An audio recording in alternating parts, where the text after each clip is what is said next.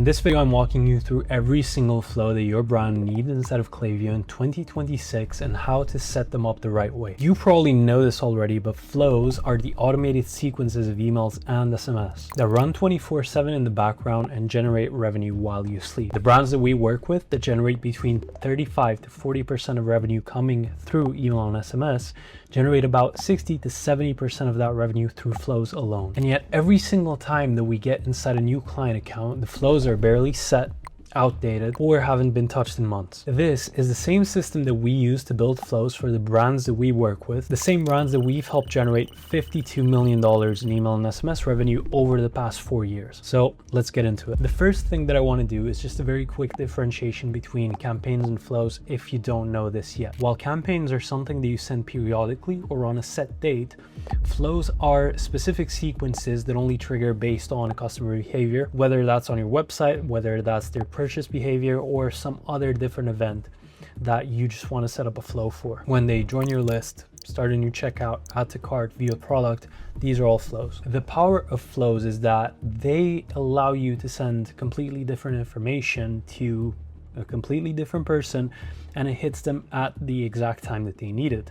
So someone who's just placed an order obviously is going to need different messaging than someone who abandoned checkout 3 times. And flows bridge the gap and make sure that you never miss a moment in your customer journey. You set them up, and then obviously you keep optimizing them, but over time they just generate you revenue while you don't have to do much. I'm going to talk about the 8 flows that every single brand needs, and if you have these, you are essentially 90% there when it comes to your flow setup. Right, let's go through all of these flows in order, but the first thing that I want to say is that let's give a proper introduction to the welcome flow. Essentially, this is the most important one that you have, and sometimes you look at your dashboard and you're like, this flow is cannibalizing revenue. Well, no wonder. Number 1, it triggers when someone has peak interest. Number 2, it serves as the educational bridge between the person's current state and their desired state. It doesn't really matter what you sell, even if you sell mattresses. It can go from the person with terrible sleep and back problems into the person that sleeps like a baby. Even if you sell jewelry, it can go from the person who doesn't know how to accessorize into the person who has jewelry that actually matches them. So there's always this sort of current state plus desired state, and this is what your welcome flow wants to do, plus present the sign up offer. So whatever you have in your pop-up, your welcome flow should be congruent when it comes to this part. So in terms of the flows, obviously it says set once, print forever, but that's not the case. You set them once and then you optimize it every single month or 2 if you're a good retention agency. If not, you're just gonna let those bad boys. So as we go, in terms of the welcome flow, this is the highest intent window that you will ever have. And in terms of the emails that you can send, essentially you can do it, over 5 or 6 days. But what we've noticed across our client accounts is that usually you have about 14 days from sign up onto conversion, or else that lead is dead. So what we've noticed as well is that on day 0, you have a huge intent. So you can say 80 to 85% of conversions happen on day 0, and then the rest, basically 90% of the rest, which is 90% of the 15%, happens between day 0 and 15. So try and make your welcome flow that long, and you can make it, for example, 5 or 6 emails long, and then just add an extra touch point or 2 towards the end when you know there's going to be a drop off. So essentially the structure that you want to follow for this specific flow is not what everyone tells you to, which is 2 or 3 emails. Here's our brand. Welcome to our brand. Follow us on social media. Don't forget your discount. If you do this, you're basically driving yourself into email hell, and that is not where we want to go, and that is why you're on this channel. So essentially the way that you want to do this is you want to frame it in 2 ways. So number 1, the education gap, and then number 2, presenting the offer. Let's say that you have the generic 10 to 15% off. On the first day, ideally you want to do 2 emails. You can basically see in terms of your deliverability, you can see your spam complaint rates, unsub rates. So on day 0, which is when they have the highest intent, ideally you can send 2 emails. Right? You can then monitor your metrics, which is the unsub rate and spam complaint. And then from there on out, you can see if it's still worth it to do 2 or if you want to space them out. So ideally you want to deliver the discount, right? Do a second touch, remind them of the discount. Ideally what we do, and here's a bit of sauce, just send a plain text email saying, hey, a lot of people sign up to this list, but they end up missing all the offers and discounts because they don't have it saved inside of their contact list. So reply to this email, start this email, add this as a contact, and you can actually bait the reply just saying, for example, let's say that you sell shoes.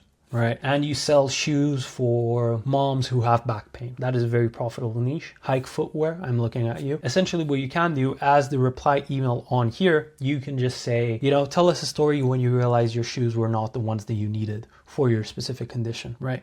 Things like this. We always love to hear more from our customers, whatever. Day one, you can do brand story. Remind them of the discount at the top on every single email, top and bottom. Just, you know, I'm not the biggest fan of this movie, but Wolf of Wall Street, they buy or they die, right? Two options, buy, unsub, or die. That is what you want to do inside of your welcome flow. Just try and make sure that it is pretty long and comprehensive in terms of everything that you're showing them. So on day two, you want to do social proof, so reviews that address exact objections. If you're not entirely sure of the objections that people have with your store, I always try and make customer experience one, customer service, shipping, product quality. These are the best. If you have high AOV products, I would put something like refund policy, return policy, things like that. And then on day three, you want to have urgency. So discount expires soon. Countdown timer, yes or no, depends on the market. For US, it works. For Europe, not that much of a fan. And then plain text from founder, no design, personal, your code expires tonight. If that was like your main offer, which is giving the 10 to 15% off, what you can do is you can expand this by 2 emails, just giving something completely different. For example, we worked with a brand whose main offering was nootropic coffee. If they didn't convert on the first 6 emails, we would give them access to nootropic matcha. And guess what? The take rate was pretty high on that end. So this is what you want to do with your welcome flow. Ideally, you want to have 40% open rate across everything and optimize the hell out of emails 1 and 2 on day 0 to get at least 50-60%. If you don't have this amount of eyeballs on the most important emails, there's a lot missing on that end. 5 to 10% click rate on email 1 specifically, and then 10% placed order rate across the full flow, right?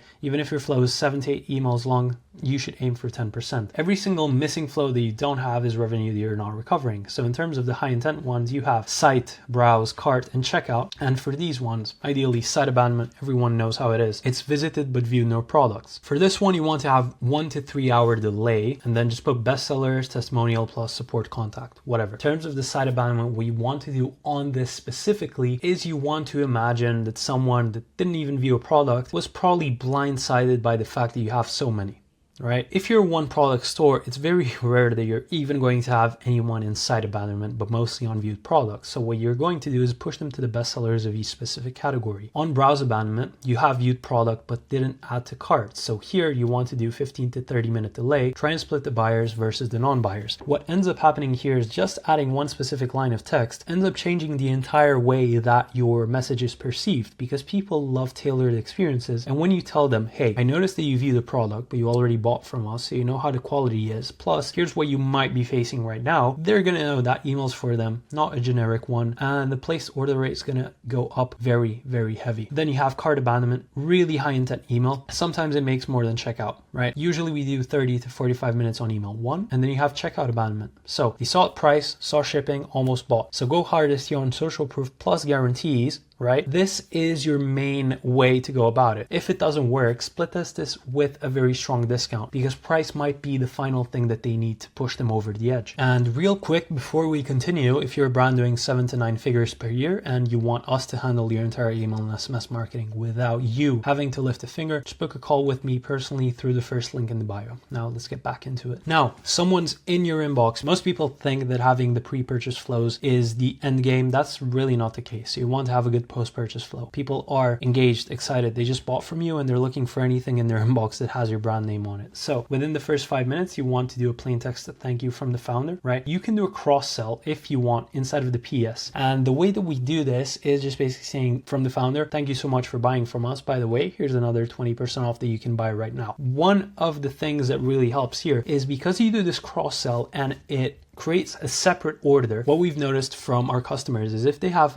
any post-purchase upsells, that is on the thank you page, and then it edits the order, or it's on the cart or checkout, and then it adds to that additional order that they have, like their initial one, your AOV is going to go through the roof. But that AOV also gets tracked to Meta as one purchase. For example, your AOV must have gone from 70 to 90 if someone actually took that upsell. Your CPA will rise with it. Zuckerberg mostly analyzes your ad account and he says things like, hey, this guy is generating quite a lot of more money per customer, so let's just jack up his CPA because he can afford it. However, if you do it through email, it's going to count as a second order and you're pretty much safe. So Test this out. It might be anecdotal, but we've seen this and we've noticed this with 3 clients who told us the exact same thing. And we are pretty close with our clients. We talk every single day on Slack. So if they said something, they've probably noticed it happening, and just worth noting. And then you can do product education, cross-sell, upsells, review request, right? Especially if you don't have enough, you can always ask someone who's already got your product to get that specific review from them. And you have replenishment, so this is for consumable products only, time to when they're running low, good repeat revenue. However, what you want to do here with your repurchase cycle, obviously turn off inside of this flow, because your smart sending should be off on every single email. Even if they got a campaign from you, doesn't matter. If they are inside of flow, they should be getting that flow email. As long as your triggers are set up correctly, there's not going to be any overlap. So one of the things I wanted to mention as well is, obviously depends on the niche that you're in, but jewelry, we know it's 6 months, fashion,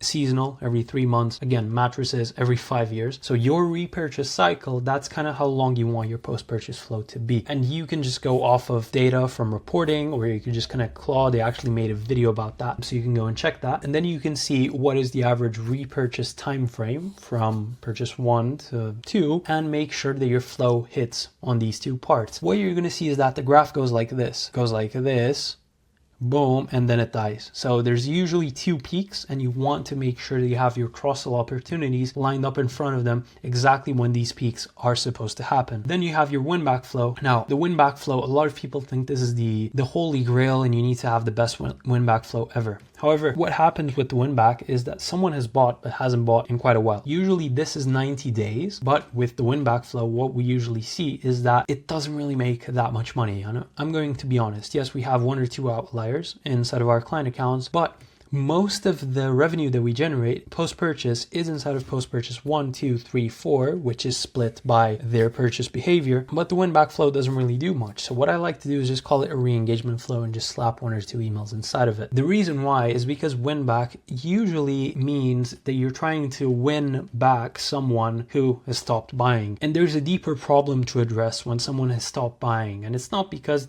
90 days have gone by and now one magic email is going to fix your whole problem. That's really not the case. So what we do is we just do it 1 email. Here's what you missed. No discount wasted on someone this low intent. Show some new arrivals. Remind why they bought. And then you also have option B. If you want to test it, you can add email 1, email 2, and then email 3. So you can introduce an offer on email 2 and then also on email 3. Just 7-10 days after, but it's not going to actually be a game changer. 2 things that you should be testing on your win-back flow, just to make sure that you squeeze a few extra 1,000 out of it, is the timing. So don't do the typical 90 days that you do. You can use Klaviyo's expected date of next order as the time trigger. And then the second one that you can do is, if you have at least 1,000 people who've bought 3+ times, create a segment for that, export it inside of a Google Sheet, and then from there, what you can do is you can just see the average time frame from first to second purchase. You can also go based on high row, sure, but if you do 3+ purchases, you're actually able to get really good data and granular from this. So just split it,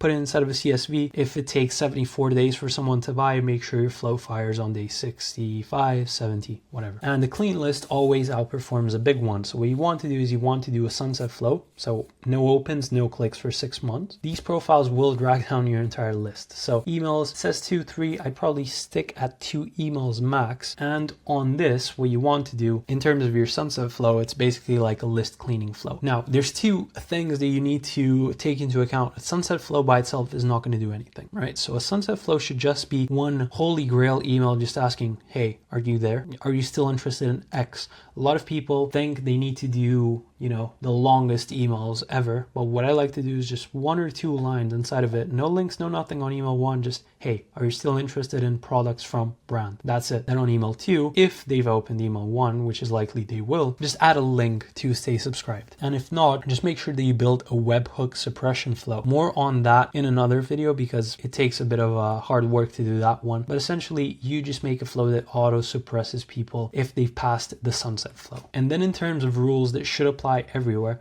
Smart sending, you need to turn it off on every single flow email, right? Always A/B test email 1 and 2 in every flow. So these 2 emails drive 80% of the flow revenue. So don't stop testing them, and it's how you inch towards the perfect flow. Your dynamic product block, and this is something that I see so many people do wrong, it should be at the top of the email. The further up you put the products that they've viewed or abandoned, the better your conversion rate is going to be. And that is basically a rule. Right? We've tested across so many clients. We always have this. And even on new clients, we're always like, maybe in this case it's different. Guess what? It's not. It always outconverts if you put the dynamic product block at the top. 80% of every flow's revenue basically lives in the first 2 to 3 emails. So just nail them before you add more. And no point having email 7 perfected if email 1 is weak. Flows are not set and forget. So review them quarterly if you have the resources to do so. And aggressive copy. So your order is ready to ship beats did you forget something every time. Direct copy converts better than passive copy in every single abandonment flow. Things like your 10% off's waiting for you. You've got 10% off waiting ready to be unlocked. One of our best subject line is actually one unread notification, claim your gift. That is one of our best ones. So make sure that you test these out when you do your flows. And one more thing that I wanted to say is that if you see a flow email performing extremely well, there is no reason why you can't just send that as a campaign to people who haven't gone through the flow, or vice versa. If a campaign email does really well, let's say educational angle, try and test it versus another email inside of your welcome flow, and I guarantee you the results are going to be shocking. Sometimes you're going to have an email that outperforms everything else inside of your flow just from a campaign. Plus the feedback loop's so much tighter on a campaign. You send it to 100,000 people, but it might take a month or 2 to get that sort of traffic from the flow. So very tight feedback loop on the campaigns allows you to know, is this going to work inside of a flow or not? Test it out and let me know how you go. So that's the full flow setup. Welcome series for abandonment flows, post-purchase flows, win back, and sunset. Now, if you don't want to do this all by yourself and you want to have a leading team of experts actually handling this for you, book a call with me personally through the first link in the description. We've generated $1.5 million for More Money, More Love